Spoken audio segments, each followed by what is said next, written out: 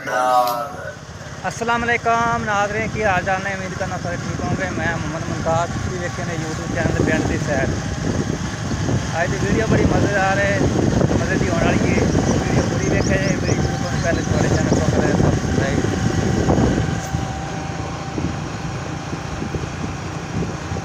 आज कितने जा रहे हैं वो भी वीडियो शेयर करते हैं। पूरा मोटरसाइकिल है तो सारी वीडियो शेयर करेंगे आज की टीम की। वीडियो शुरू को पहले हमारे चैनल को आप सब्सक्राइब। तो शुरू करने आज की मज़ेदार वीडियो।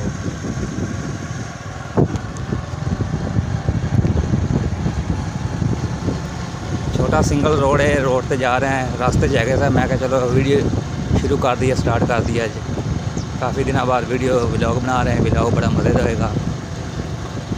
व्लॉग पूरा वेखे, चैनल को सब्सक्राइब जरूर करो। जो सब्सक्राइब करने का यह फ़ायदा है कि जी भी अपलोड करांगे वीडियो वो सब तो पहले पहुंच जाएगी। सब्सक्राइब करने का यह फ़ायदा है।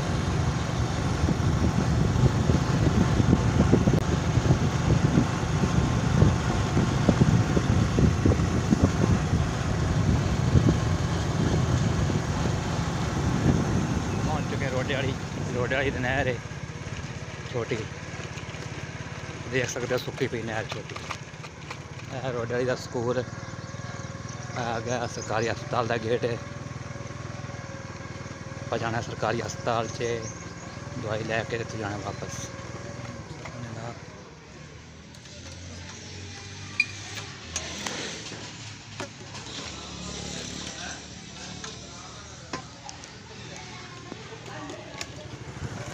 Welcome back vlog.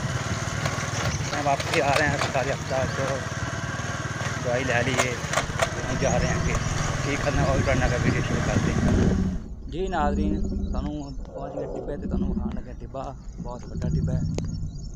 चेक करे बैक साइड से जो सारा नज़र आ रहा है ना टिब्बा है, खाली टिब्बा पे सारा। चेक करो सारा ना खाली टिब्बा है, बढ़िया बान है। चेक करो सारा खाली टिब्बा पे है। तो इस तो अगे वीडियो पूरी शेयर करांगे। वेलकम बैक व्लॉग तो चैनल को सब्सक्राइब जी। नाज़रीन तुहानू अज दसना है मोहम्मद शहजाद उर्फ वेला मुंडा।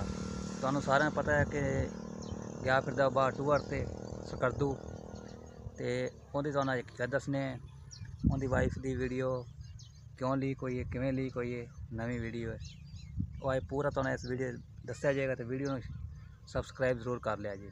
तो वेले मुंडे की हकीकत तुहानू अज तुहाडे सामने आ जाएगी सारी, क्यों वीडियो लीक हुई, क्यों उन्हें की, आप की जान के या वैसे हुई है, वो अज तुहानू इस वीडियो दस्या। इस वास्ते वीडियो लीक हुई है कि वो जान के उन्हें की वीडियो लीक कर देंदा है। वीडियो लीक करके लोगों को जाती तो आपके चैनलों पर ला देंगे वीडियो स्लोमो करके, तो लीक हो जाती है। सिर्फ इस वजह तो क्लिप थोड़ा लाता है वीडियो लीक करके, एक व्यूज़ आने, व्यूज़ की खातर सब कुछ कर रहा है।